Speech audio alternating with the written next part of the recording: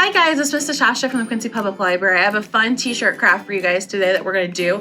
It is Sharpie tie-dye technique t-shirt here.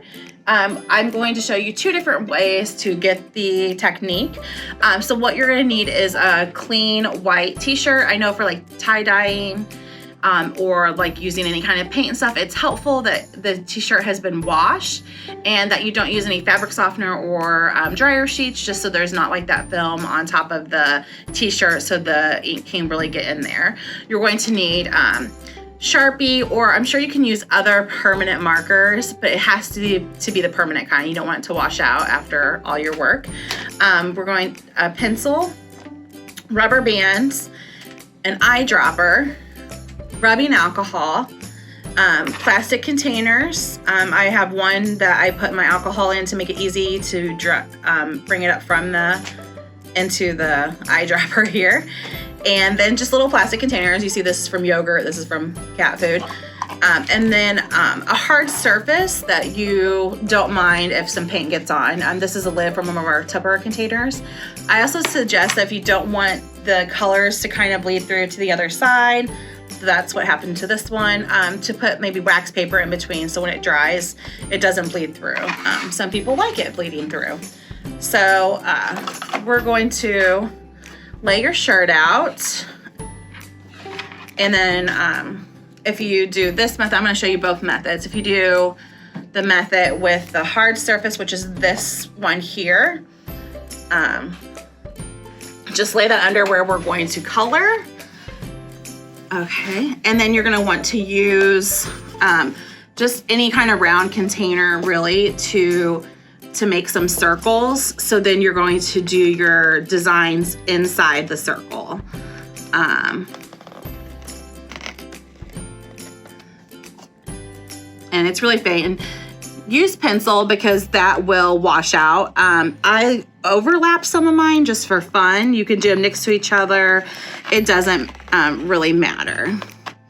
So you're going to take your markers. I have learned, if you can see, that the darker colors here tend to bleed better than the lighter colors, but you can do any that you want. Make any kind of design in here. I kind of try to go quickly. I worked a little harder and did a little pointillism here for this one just because I wanted to see how it turned out. It can be anything that you want.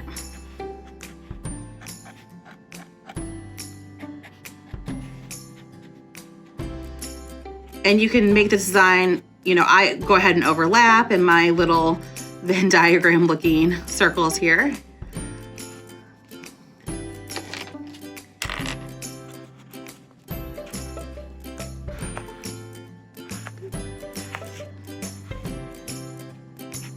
I'm not going to really try to make anything fancy, just really want to show you the technique. You can do any pattern that you like, and of course here I am using a light one, even though I know they don't work as well. Some of my markers are a little dried out too, so that's probably why they didn't work as well.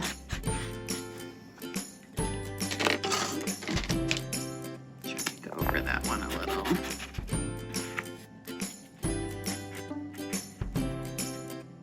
All right guys, so I kind of colored off camera a little bit. I didn't really focus on being too neat, but this is where you can really let your artistic ability go.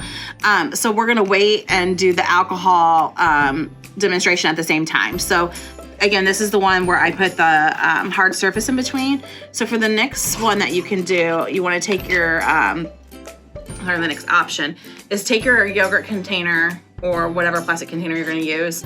We even use cups, and put it in between your shirt.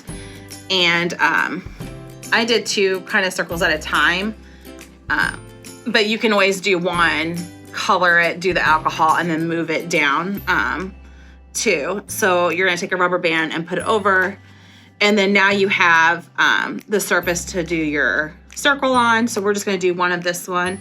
And then you're gonna make your design again inside your circle. This is really nice because if you're wanting to do, as you see, this is easier to kind of draw the lines on.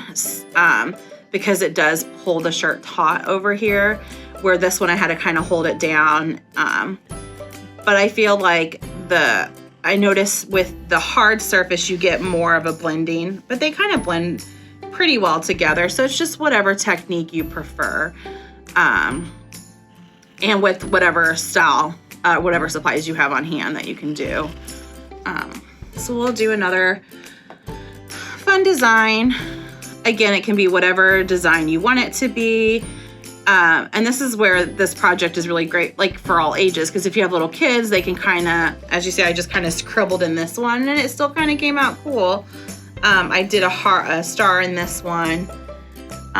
So really anyone can do this craft. And then for the younger kids, it's really nice for those toddlers to work on those motor skills with the pinching of the eyedropper we're going to be doing. That's good practice. Now, I did watch videos that had kids use spray bottles with alcohol in it to spread and make the tie-dye as well. So that is an option if you have a water bottle at home that you can put the alcohol in.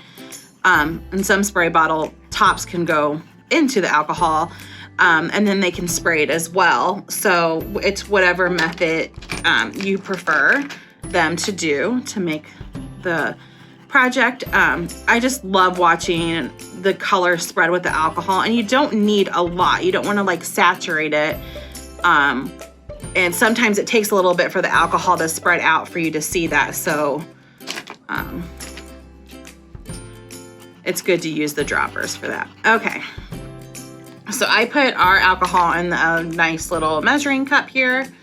So you're going to draw up your alcohol into your eyedropper, and you're just going to do little drops on. And as you see, it's going to start spreading. So like I said, like do little drops. I know it's tempting to just want to squeeze it all out. It does help to have the colors a little closer together. But if you really want to see your design too, it really doesn't matter. I mean, these are one of a kind shirts, and they're neat to do.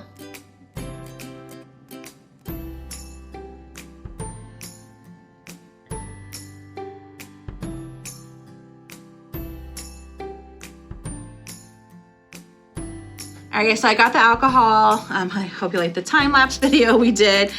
So I poured we did the eye drops, and as you can see, the colors are starting to go. Sometimes it takes a little bit longer for the colors to bleed out, and I kind of had my colors further apart. So the closer you have them together, the more coverage that they do. As you see, this is a little bit further apart than that, and I did these closer.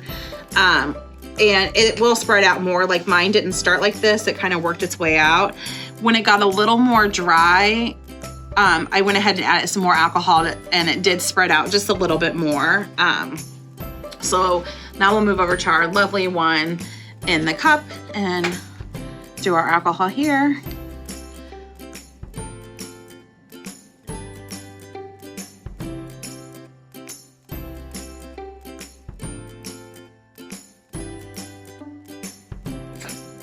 All right, guys, so once you get the alcohol on all over, you can go ahead and take the rubber band off. And if you want to do more, go ahead and move your cup and then create some more. You can, like I said, you can overlap, and then when you're got all the designs on that you want, just lay it flat and just let it spread out. You want to make sure it's completely dry before you wash it. And as you see, like we let this sit longer. So the longer it sits, the more like it's gonna spread out even more. And then you can just keep creating and then cover your whole shirt, or just do 1 or 2 circles, whatever you want to get your designs. I kind of like the one I did yesterday. I feel like it looks kind of like a skull, which was not my intention. So, so tips, as you see, it's better to kind of have the colors closer together. If you want more of that spread of color, I kind of did these quick, but you can see it's still kind of spreading out even after we finished with the alcohol. So as it dries, it could still spread out more. And then if you want to, if it gets dry and you want to try adding a little bit more of the alcohol to spread some more color out, that is an option that you can have. Or if it dries, like I might want to go back later after it dries and add some more purple in and then do the process again. So if you guys create these at home, I would love to see a picture of you wearing them. Just put them in our comments. I can't wait to see all the cool tie-dye t-shirts that you create. Thanks for tuning in with me today, and I can't wait to see your creations.